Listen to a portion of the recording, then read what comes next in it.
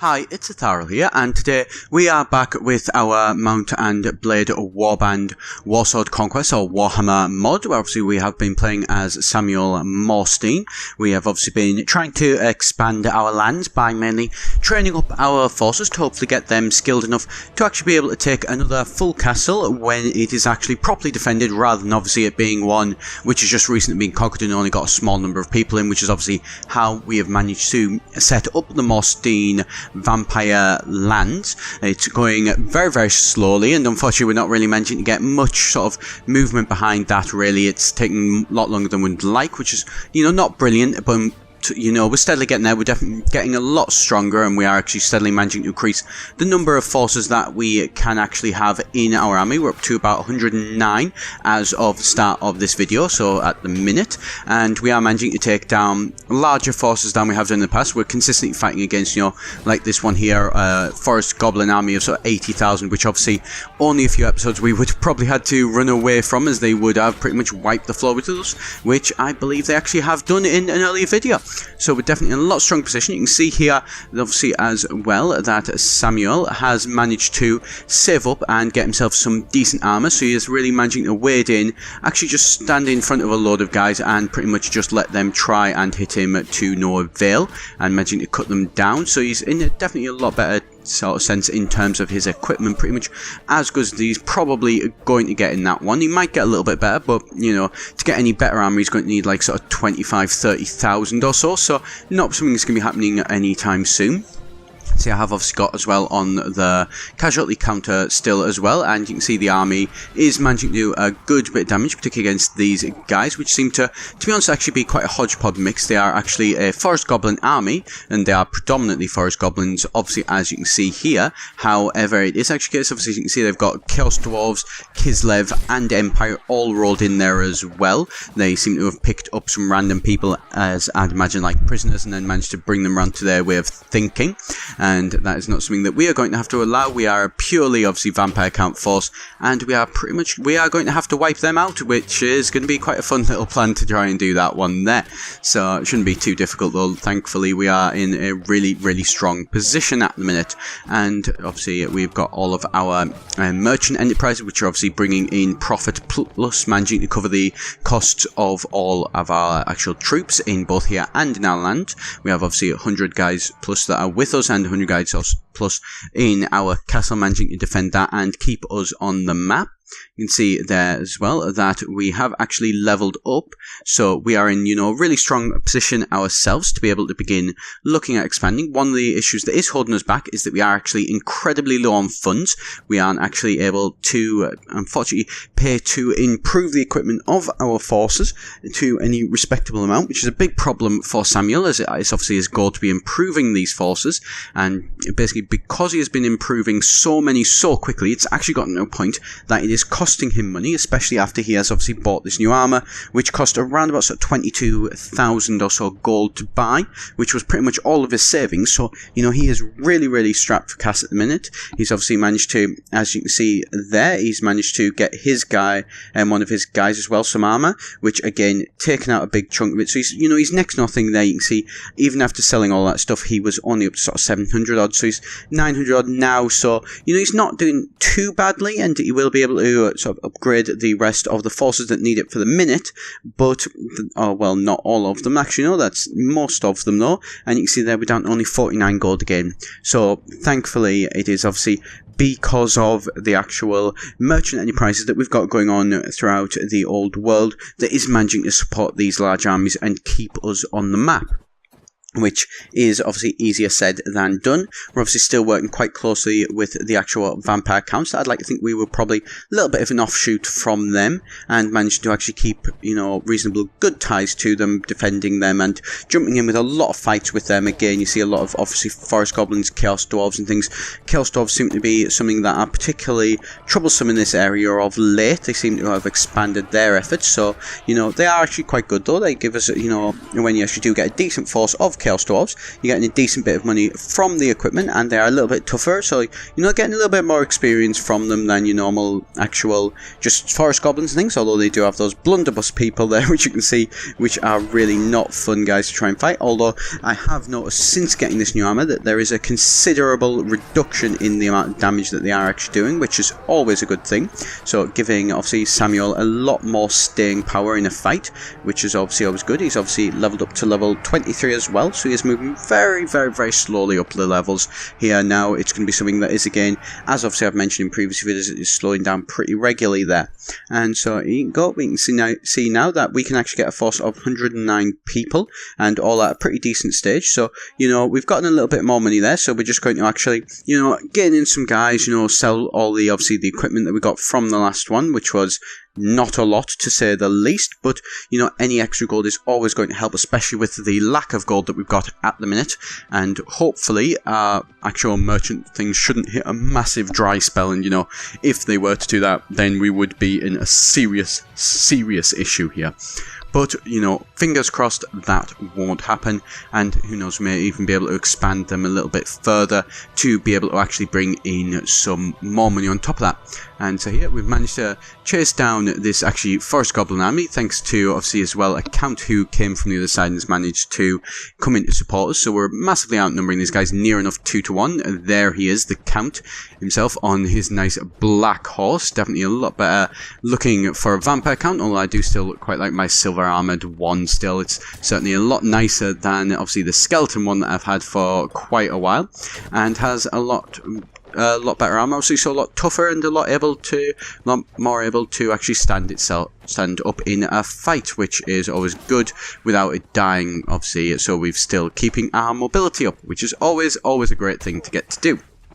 So here you can see again these forces, we are managing just to, you know, keep our own against them. The spider riders are a little bit annoying. They are pretty fast forces, although thankfully due to outnumbering them, we're managing to clog them down with our forces and everything as well, which is, you know, going to hopefully manage to keep these guys where they need to be, and then we will pretty much just like a meat grinder almost, I suppose, manage to take them down. You notice these guys are steadily all pretty much backing away and wanting to get out of there. They are not liking it, and the goblins have basically been wiped out. I'm amazed that they've even obviously lasted as long as they would. Anybody obviously will know, likely goblins in pretty much any, you know, fantasy world, if they started to lose this badly, they would not have been hanging around that long, is definitely safe to say.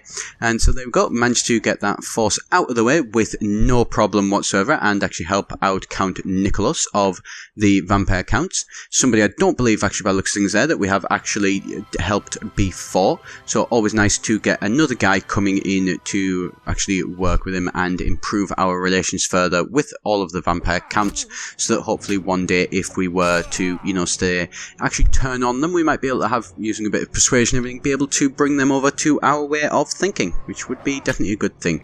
And so here, yet again, once going in to sell all our equipment and everything, does seem like somebody at least has sent again some more bandits against us. Luckily, obviously we've got 2 of our guys here following just behind us, so, you know, I think it's safe to say that that was never going to really work. But hey, you know, they've been given 200 gold, so, you know, anybody who gets given 200 gold is gonna certainly take a try at it, I suppose. Well, maybe not myself, well, actually no, now at the minute Samuel would be willing to for 200 gold, probably, because he is that short of money.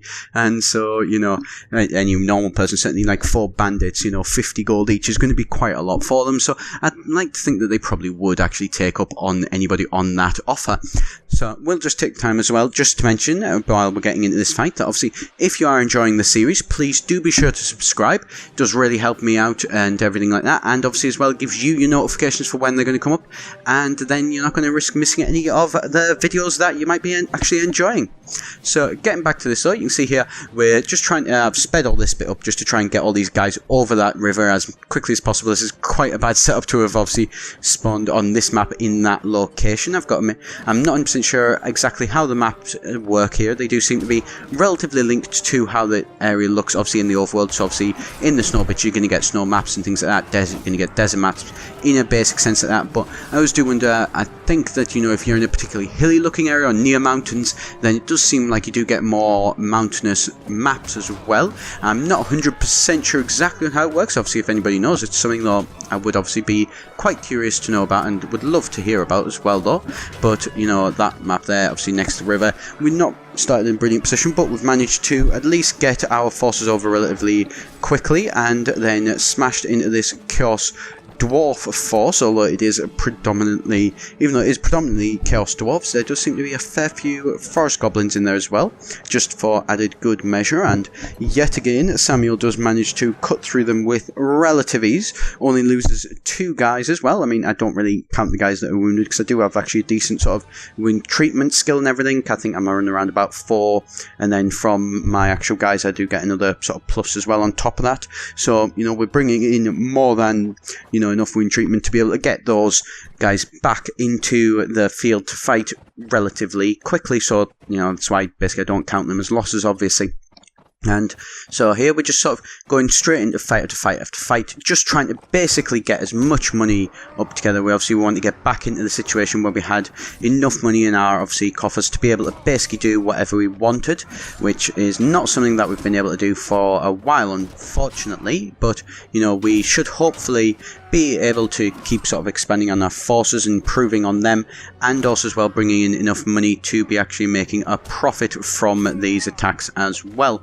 At least that is the idea. Thankfully though, because obviously they are quite, you know, smaller forces than us and things like that, but they are Empire, certainly this one, the Empire's armours and things like that, and the muskets that they do give you definitely do earn a fair bit of money from them, which is always good, and extra money is obviously always appreciated. And yet again, we do manage to smash through them. I think I would really like to at some point probably have another try of an Empire guy, as well. In the update, obviously the most recent one back in June, I believe it was, for this mod, they've really improved that actual the equipment for the Empire, in particular the armors that they've got now look absolutely amazing. I'm really enjoying those and jealous, and almost wishing that I did actually choose to almost play as one of those.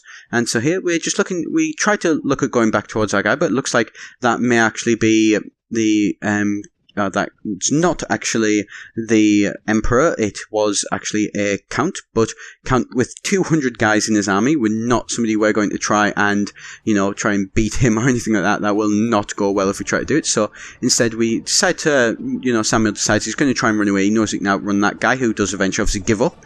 One of the smaller counts who's only got about 30 guys with 29 guys, however, does decide to keep trying to chase us, and we are more than happy to turn and meet him on the battlefield. If he wants to keep following us, we are going to show him why that was a bad idea. And so he tries to slam into this actual, you know, undead force, and he is actually going to regret that, as you can see, they are pretty much cutting through his guys and hopefully going to make him regret trying to attack us. Although, you know, I'm not 100% sure how well that will go, but, you know, we can only wait and see, and with any luck he will certainly end up regretting it.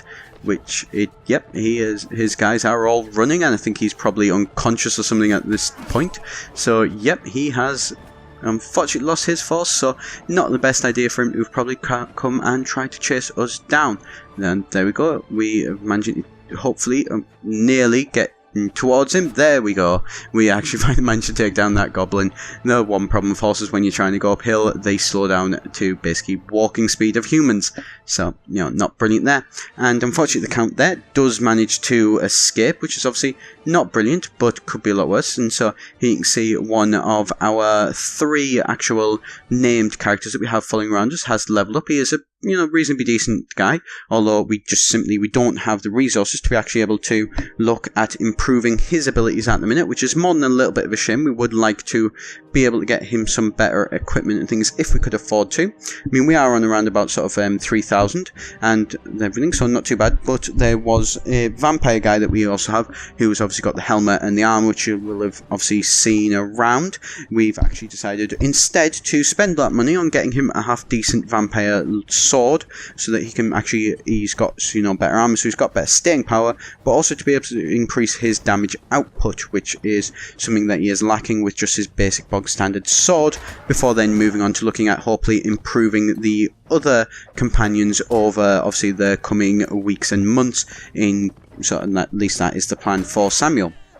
And so here we move in, obviously help out another guy against another force of sort of chaos dwarves and forest goblins, steadily hopefully trying to reduce down their number in the areas, although it certainly seems like they are pretty much an unstoppable force at the minute and they don't seem to be really wanting to go anywhere, although certainly with the chaos dwarves that's not a massive problem for me as they give a lot of experience, which is something I definitely do need to be able to try and get some extra levels, which is going to take a very, very long time. Although I have seen people obviously going up to like level 30s and things like that. Obviously in this game it does just seem to take a lot of let's plays, which hopefully it won't take as many for us and we will actually be able to take down enough of these to be able to level up over next sort of, hopefully I'd love it if I could do it once every single session or episode, but obviously we'll just have to wait and see how that does actually go. So I'm going to pretty much leave it there for today then, I think. So just after obviously mopping up all of these chaos dwarves and everything. So thank you very much for watching. Do hope you enjoyed it, and obviously do be sure to subscribe if you do for your notifications for more videos here at EGN. And I have been Etharal, so I shall see you next time.